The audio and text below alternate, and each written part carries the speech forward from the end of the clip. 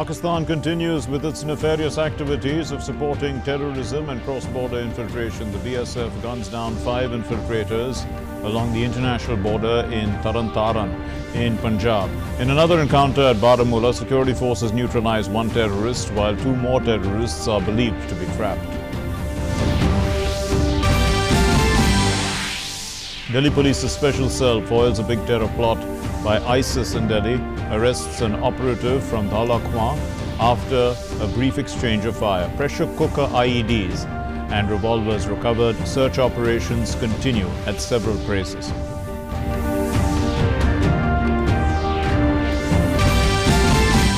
India crosses a crucial milestone in the fight against COVID-19, tests more than 10 lakh people in a day.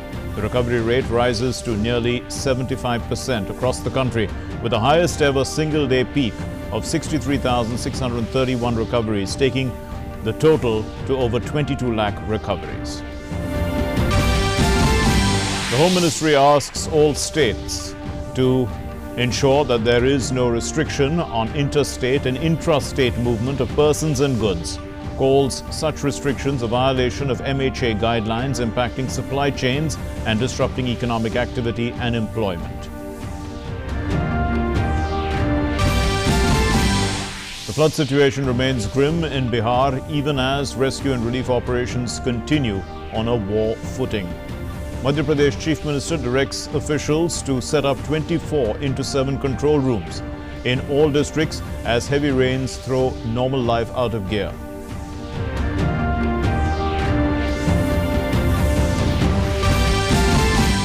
In international news, the global coronavirus cases cross the grim milestone of 2.3 crore, with nearly 1.5 crore recoveries and 8 lakh deaths. The WHO chief expresses the hope that the world will recover from this pandemic in less than 2 years.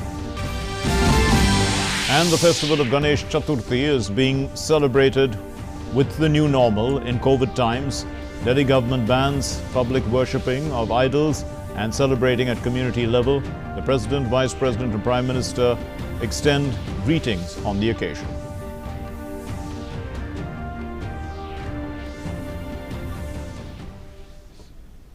Namaskar and welcome to the news. I'm Mark Lynn. Let's begin with our top story. An alleged ISIS operative with improvised explosive devices was arrested from central Delhi's Ridge Road area following a brief exchange of fire on Friday night. According to the Delhi police, the arrested terrorists were in Delhi for a purpose of initiating a terror attack in the heavy footfall area of Delhi. So the police has said that this terrorist who was taken into custody was directly in touch with Pakistan ISIS handler called Abu Huzafa and was directed by him to carry out terror attacks in Delhi. 2 pressure cooker IEDs were recovered from his possession. एक ISIS operative को पकड़ा है एक brief exchange of fire के पास से। ये brief exchange of fire Dhaulakuan ridge road जो है उस पर हुआ था में हुआ है। पकड़े गए आदमी का नाम मोहम्मद मुस्तकीम खान उर्फ यूसुफ उर्फ अब्दुल उर्फ अबू यूसुफ, कई और भी इसके अलियास है। 36 साल उम्र है इसकी। इसके पास से 2 प्रेशर कुकर आईडीज मिली हैं, एक 30 का सोफिस्टिकेटेड पिस्टल, 3 कार्टेज 4 कार्टेजेस और एक मोटरसाइकिल मिली। ये प्रेशर कुकर आईडीज दिल्ली में किसी हैवी फुटफॉल एरिया पे लगाने के लिए आ रहा था और पता चला कि ये पिछले कई सालों से ISIS से कनेक्टेड था, डायरेक्टली उनके कमांडर्स के टच में था। The police further said that the ISIS operative was also asked to carry out a Fidayeen attack later on, indicating that the operative had a sinister plan of organizing terror activities in the capital, culminating in the Fidayeen attack. इसने ये जो ID है ये काफ़ी पहले बना लिया था और इसके एक छोटे डिवाइस पर इसने अपने गांव के कब्रिस्तान के पास में कहीं इसको ड्राई रन टेस्ट भी किया था। 15 अगस्त के आसपास ये दिल्ली आने वाला था, 15 अगस्त के अराउंड टेरर स्ट्राइक करने के लिए, लेकिन हैवी सिक्योरिटी अरेंजमेंट्स के कारण ये नहीं आ पाया। तो अब इसको लगा कि सिक्योरिटी लूज हो गई होगी तो ये आ जाए यहाँ पर, जिसमें पकड़ा गया। इसका प्लान था कि यहाँ ऑपरेटिव ये आईडी लगाने के बाद में ये वापस जाके फ्रेश इंस्ट्रक्शंस का अवेट करने वाला था। इसको फ्रेश इंस्ट्रक्शंस क्या मिलते हैं, जो इसके हिसाब से इसको अगले आदेश जो थे वो फिदाइन करने के थे, पर वो कहाँ करना था, क्या करना था, उसके बारे में से नहीं बताया गया था। एक टेरर स्ट्राइक अवर्ट हुई है, मैं समझता हूँ, इस ऑपरेशन से, और बड़ा हादसा होने से टाल दिया गया। 5 infiltrators were killed by Border Security Force troops along the international border in Taran in Punjab. Alert troops of 103 Battalion of the BSF noticed suspicious movement of intruders violating the international border. Upon being challenged to stop, the intruders fired upon the BSF troops, who retaliated. Resultantly, 5 intruders were shot. 1 AK-47 and 2 pistols have been seized. Intensive search operation is on. An encounter has raged between forces and terrorists in Salusa of Kriri area of the district of Baramulla. A huge exchange of fire was witnessed by locals on the outskirts of the village. Meanwhile, the SSP Baramulla Qayyum has confirmed about this encounter and said that they had inputs of 3 terrorists hiding in the area. He said that the encounter had taken place in an orchard. Meanwhile, firing is continuing. In fact, the encounter is still on. This is the second encounter in the area in the last 4 days. An encounter started between the joint troops of 176 Battalion CRPF and the Special Operation Group of Kriri and 52 Rashtra Rifles and terrorists during the cordon and search operation, which began at about 11:45 hours today. And 1 terrorist was eliminated. 2 other terrorists are believed to be trapped, and that is why the encounter is still on. The Centre has asked all states to ensure that there should be no restrictions on interstate and intrastate movement of persons and goods during the ongoing unlocking process. In a communication to Chief Secretaries of all states and Union Territories, the Union Home Secretary Ajay Bhalla has said that there were reports that local level restrictions on movement were being imposed by various districts and states. Drawing attention to Unlock 3 guidelines, Bhalla said that such restrictions are creating problems in interstate movement of goods and services and are impacting supply chains, resulting in disruption in economic activity and employment. The Unlock guidelines clearly state that there shall be no restrictions on interstate and intrastate movement of persons and goods, he said in the letter. The guidelines also stated that no separate permission, approval or e-permit will be required for movement of persons and goods for cross-land border trade under treaties with neighboring countries.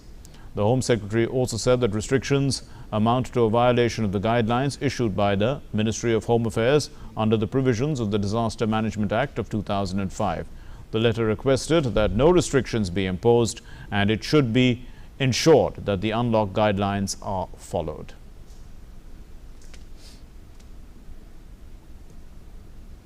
Let's now take a look at the update on COVID-19 from across the country. The recovery rate has crossed 74.69%, while the case fatality rate has fallen to 1.87%. Over 22 lakh people have now recovered from the virus. 63,631 recoveries were recorded yesterday, taking the cumulative total to over 22.22 lakhs. And with this, the recovery rate currently stands at 74.69%. India's 3-pronged strategy, which is testing, tracing and treating, is proving to be a success. One tangible outcome of this strategy is that the fatality rate has dropped to 1.87%, with 55,794 deaths recorded so far. The number of active COVID-19 cases in India stands at 6,97,330, which is 23.43% of the total cases reported so far. India has crossed the milestone of 10 lakh COVID-19 tests in the last 24 hours. The Ministry of Health and Family Welfare said that aggressive testing coupled with efficient clinical treatment has resulted in almost 100% increase in recovered cases in the last 21 days. It added that more than 10 lakh people have been tested in the last 24 hours, and the total number of samples tested so far stood at 3,44,91,073. The samples tested in the last 24 hours are 10,23,836. Our correspondent Tapas Bhattacharya spoke to the Union Health Minister, Dr. Harshvardhan, exclusively, and the Health Minister gave insights on testing and vaccine program of the government. Let's listen. Joining me is Union Minister Dr. Harshvardhan to talk on the current scenario for COVID-19 in the country. Sir, we have been achieving milestone after milestones. You just said that we have achieved one more million mark in testing. Tell us more on that. You see, you will recall that couple of months back we were doing only a few thousand tests. At that time we had promised to the country that by 31st of May we will start doing 1 lakh tests per day. And you saw that on 10th of May itself we achieved that milestone. About 4 or 5 weeks back I had promised to the country that within 12 weeks we shall be doing 1 million tests per day. And today I am so happy to announce that yesterday, when we are almost 6 weeks away from the milestone that we had set for ourselves, we have already done 1 million tests yesterday. You know, we have the best recovery rate in the world today. It has reached almost 75%. Every day our fatality rate is getting better, in the sense that it is lower than the previous day. Today morning data showed it as 1.87%. You see, started this new makeshift hospital which has been created with the help of one of our premier labs of CSIR, and we intend to create many more hospitals like this. There is also Indigenous vaccine program that we are working on, the 3 Indigenous vaccine program. Tell us what is the status of it and when can we see that in the market? You see, although there are many vaccine candidates which are working in India as well as outside the country also, but 3 vaccine candidates are already in the clinical trial phases, 2 in the phase 1 and phase 2 trial, and the third one in phase 3 clinical trials. And I hope that in the next couple of months we should successfully complete these trials, and once we have discovered an effective, successfully implementable, useful vaccine, we shall certainly ensure that India procures those vaccines and we start giving them to our most vulnerable people to begin with, and then of course ultimately plan for the rest of the country. So also India is the hub of vaccine making. You know, if it is somebody outside the country or in the country does that, do you feel that it's going to be the challenge that already the whole world knows that, especially for vaccines for children, we produce almost 2/3 of the vaccine capacity of the whole world. So there are many international players also who are looking at India for support for helping in the manufacturing of these vaccines. So the whole, not only Indians but the whole world has a lot of hope from India, and I am sure that we are going to live up to everybody's expectation, as we have been able to do over the last few months in our fight against COVID. Appreciate your time. So that was Dr. Harshvardhan telling us that he is very much sure that Indian scientists and Indian companies are geared up to take this fight to COVID-19 head on, and by the end of the year we may find a cure, a vaccine for COVID-19. With cameraman Kumar Tata, this is Tapush Bhattacharya, DD News, Delhi.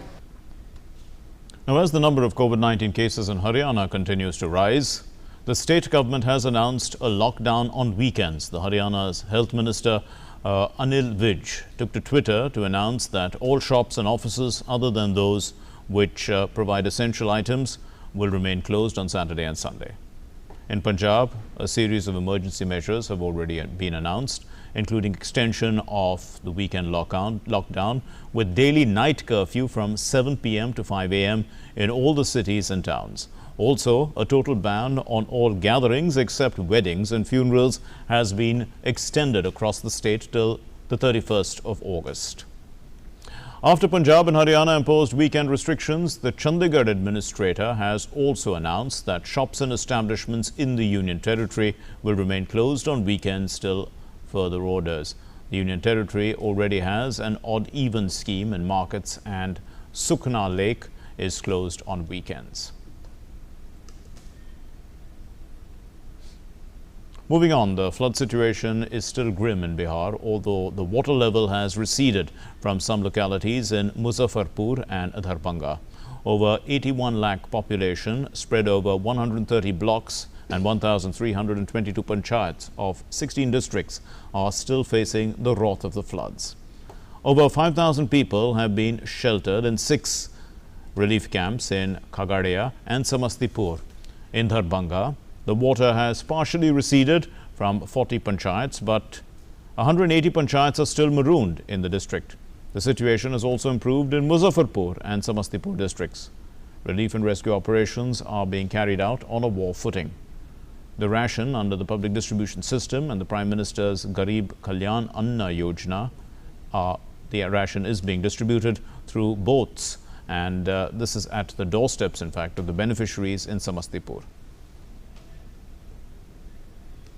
PDS का ration पहुंचाने के लिए नाव पर ही weighing machine और POS machine fit करके PDS का कश्ती बनाया गया है, जो गांव-गांव जाकर के जो पानी से घिरे हुए हैं उनको जाकर के पीडीएस का खाद्यान्न उपलब्ध कराती है। आज तक हम लोगों ने 91% खाद्यान्न का वितरण कर दिया है जिले में।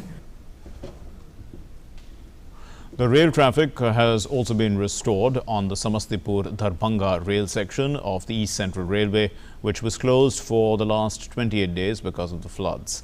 The Divisional Railway Manager Ashok Maheshwari has said that the traffic on this rail section was suspended since July 24 due to a spate in the Bagmati River, also water on the rail bridge number 16 between Haya Ghat and Thalpara station. Samastipur Darbhanga के बीच स्थित bridge number 16 पर पानी का level high होने की वजह से 24 जुलाई से इस सेक्शन में ट्रेन का परिचालन बंद था।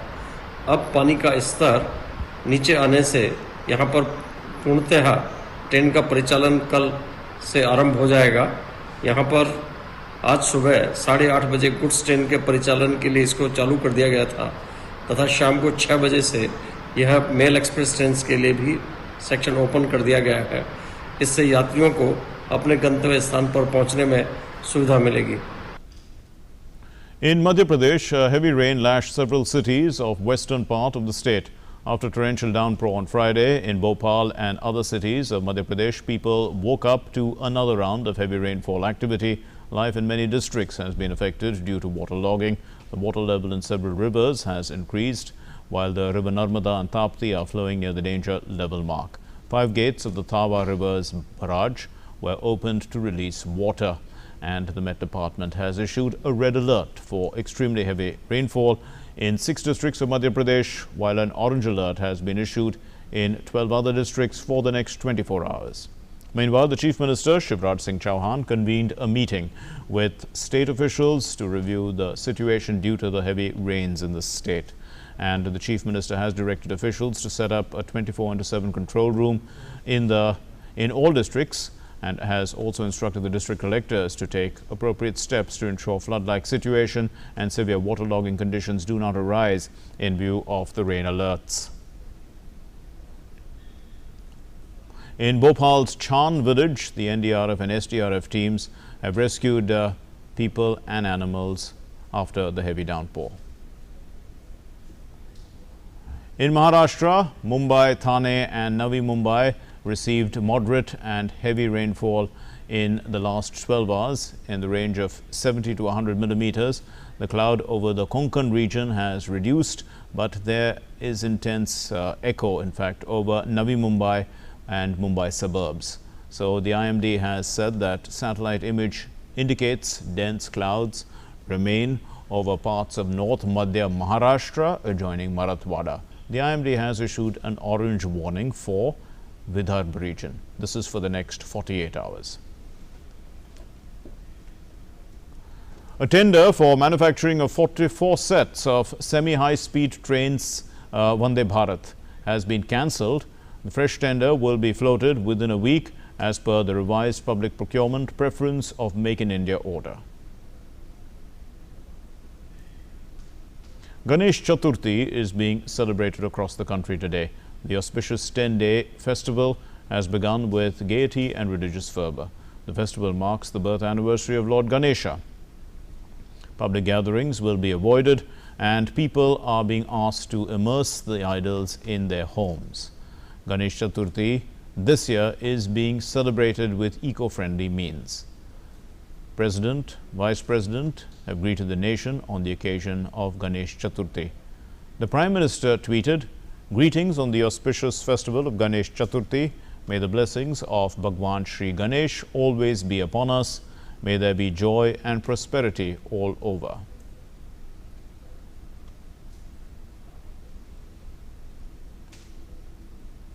Amid the COVID-19 pandemic, the most awaited festival of Mumbai and Maharashtra, that's Ganesh Utsav, promises to be rather different. While some have opted out of celebrating the event altogether, others are forging ahead with a slew of precautionary measures. Here's a report from our correspondent, Shishish Shella from Mumbai. Every year, the 11-day festival of Ganesh Chaturthi is by far the biggest community celebration in Maharashtra. There is a bright devotional atmosphere in the surroundings, in Mumbai and elsewhere across the state. But this year, the shadow of Corona has dimmed the spirit of the celebrations of Ganesh Utsav. One can neither see the tall Ganesha idols nor the long queues of devotees waiting to offer their devotion. State government has called for a simple and low-key Ganapati festival celebration this year in view of the COVID-19 pandemic and asked that Ganesh Mandals undertake social welfare programs instead. Hence, to contain the spread of the disease, Ganesh Utsav organizers in the city and state have called off large-scale celebrations. State governments have issued guidelines for Ganesh Chaturthi this year. Even the iconic Lal Bogcha Raja will have a low-key setting this year. The Mandal has decided to not install the idol at all. Instead, it has organized blood and plasma donation camps and provide financial assistance to the families of policemen who died of COVID-19. ये सब माहौल देखते हुए और लालबाग का राजा के दर्शन के लिए आने वाले जो करोड़ों भाविक हैं उनकी संख्या ध्यान में रखते हुए हमने इस साल बड़ी कठिन मन से हमने ये निर्णय ले लिया कि इस साल लालबाग का राजा का गणेशोत्सव नहीं मनाएंगे, पर उसके बजाय हम लोग यहाँ पे आरोग्य उत्सव करेंगे, हेल्थ फेस्टिवल करेंगे, जो आज के दिन में हेल्थ फेस्टिवल की जरूरत है. On the lines of Lal Bagh Ganesh Utsav Mandal, some of Mumbai's more famous mandals like Sahyadri, Ganesh Gully, GSP Ganesh Mandal, etc. have decided to keep the celebration a low-key affair. इस साल ये corona की पार्श्वभूमि ध्यान में रखते हुए सरकार के निर्देशानुसार एक बहुत ही स्मॉल स्केल पे ये गणेशोत्सव हम सेलिब्रेट कर रहे हैं. हालांकि आप देख रहे हो जहां ऊंची मूर्ति हम मुंबई के राजा की बनाई जाती थी, वहां 4 फीट के शाडू माती की गणेश जी की प्रतिमा हम प्रस्तावित कर रहे हैं. और इस साल कोरोना की वजह से यहाँ भीड़ न हो, इसीलिए बहुत ही कठोर निर्णय मंडल की तरफ से लिए गए, जैसे कि आम भाविकों को हम घर में बैठ के ही ऑनलाइन माध्यम से गणेश जी का दर्शन दे रहे हैं. Ganesh Utsav is intrinsic to the tradition and culture of Maharashtra, but this year, due to coronavirus, it is being celebrated with simplicity. Vignaharta Ganesha removes every obstacle, but with the corona pandemic sweeping across the world, prayers will definitely be offered and are being offered to remove all obstacles and bless everyone with a healthy and prosperous life. With Shishir Shalar, Bureau Report, DD India. In Delhi, priests also offered prayers at Ganesh temples at the Ganesh temple in Delhi's Connaught Place. Rituals are being carried out on a small scale this time. Devotees are not allowed inside.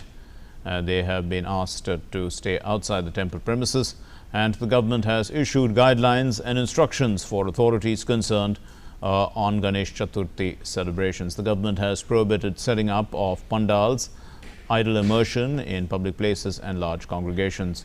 The celebrations, they have begun in the city with restrictions in view of the pandemic. Well, the morning arati was performed at the Siddhi Vinayak temple in Dwarka on the auspicious occasion.